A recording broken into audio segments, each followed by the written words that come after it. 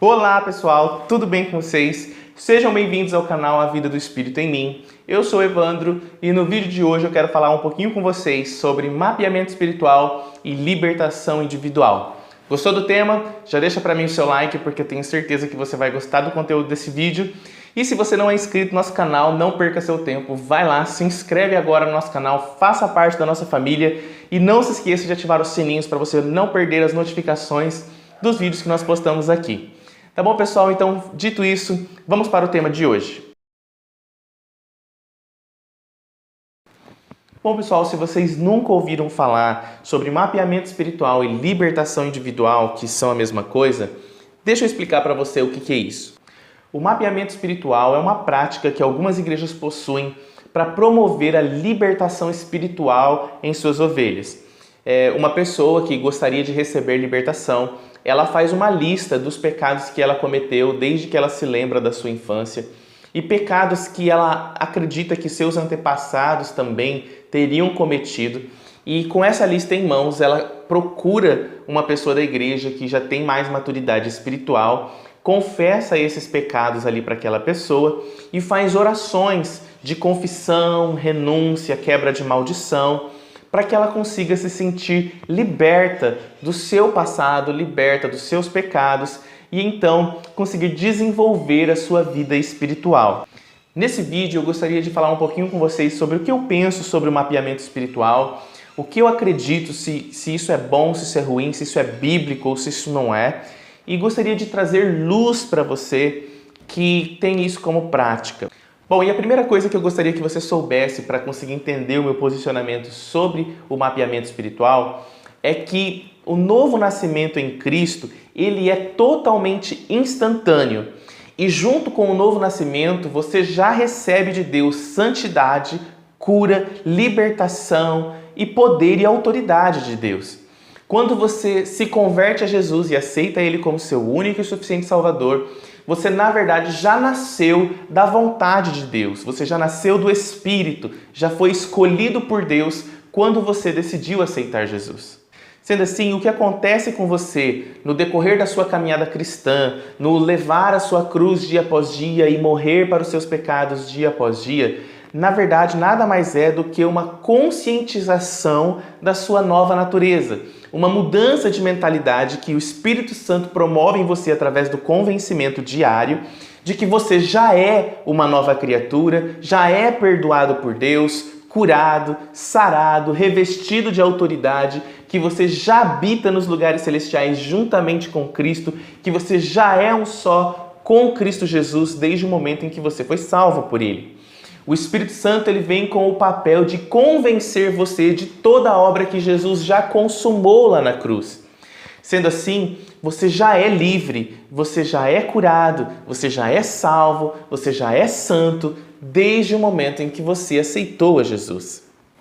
Bom, diante disso, talvez você agora esteja querendo me perguntar, mas Evandro, se é tudo instantâneo, o novo nascimento, a santidade, a cura, a libertação é instantânea no momento em que eu aceito Jesus, por que é que eu ainda sinto o poder do pecado em mim? Por que é que eu ainda sinto o pecado me assediando, me influenciando? Por que é que eu não me sinto com autoridade? Por que é que eu não consigo perceber essa autoridade que vem de Deus? Por que é que eu ainda sinto tudo isso? Bom, e a resposta para isso é muito simples. E eu quero exemplificar isso para que você consiga entender muito bem. Eu queria que nesse momento você imaginasse uma pessoa que viveu na escravidão durante a vida inteira. E em algum determinado momento alguém vem e paga a libertação desse escravo. Bom, quando esse escravo ele se depara com a sua libertação, ele ainda vai ter dentro dele a mentalidade de escravo, a consciência de que nasceu escravo. E por isso, ele ainda vai ter alguns comportamentos de escravo e sentimentos de escravo. Veja bem, uma pessoa que acabou de receber a sua libertação, ele ainda talvez não iria conseguir se sentar nos melhores lugares, ele ainda iria cobrar muito barato pelo seu trabalho, já que ele sempre trabalhou de graça a vida inteira, ele não iria conseguir se valorizar muito bem. Ele iria baixar a cabeça diante de outras pessoas pelo sentimento de inferioridade que a escravidão trouxe. Ele ainda sentiria medo da punição, das chibatadas, caso ele fizesse alguma coisa de errado. Então, a mentalidade de escravo ainda está dentro do escravo, mesmo depois que ele já é livre, mesmo depois que alguém pagou a libertação dele. E leva um tempo, é um processo para que esse escravo consiga assumir a posição de quem ele agora é, da nova pessoa que ele é, da liberdade que ele adquiriu. Assim também funciona com a vida do cristão. Porém, quando se trata de uma vida espiritual, nós percebemos que é muito mais real do que esse exemplo poderia nos ilustrar. Quando uma pessoa aceita Jesus e ela já recebe de Deus tudo aquilo que Jesus conquistou para ela, santidade, cura, libertação, autoridade, ela vai precisar da obra do Espírito Santo para convencer ela de tudo aquilo que Jesus conquistou para ela. E por isso é um processo que o Espírito Santo vai precisar fazer nela para que ela perca o comportamento de escravo, o comportamento de pecador, para que tire dentro dela a mentalidade de pecador, a mentalidade de escravo que ela possuía antes, para que os olhos espirituais dela sejam abertos e ela vá cada dia mais se conscientizando da sua nova natureza, se conscientizando da sua autoridade, adquirindo fé naquilo que Jesus conquistou para ela naquela cruz e se conscientizando de todo o poder, autoridade, santidade e cura que ela já recebeu de Cristo desde o momento em que ela veio para Jesus. Sendo assim, queridos, vai ficar muito mais fácil agora a gente entender o mapeamento espiritual diante dessa mentalidade. Bom, a principal base bíblica que os defensores do mapeamento espiritual utilizam para defender essa prática é o texto de Tiago, capítulo 5, versículo 16, que diz assim: Confessai, pois, os vossos pecados uns aos outros e orai uns pelos outros para serdes curados. Muito pode, por sua eficácia, a súplica de um justo. Bom, diante dessa passagem é que algumas pessoas defendem a ideia de que precisa ter uma confissão por uma outra pessoa para que a pessoa consiga ser liberta. Mas eu queria chamar a sua atenção para que o texto diz. O texto diz que nós devemos confessar os nossos pecados uns aos outros para sermos curados.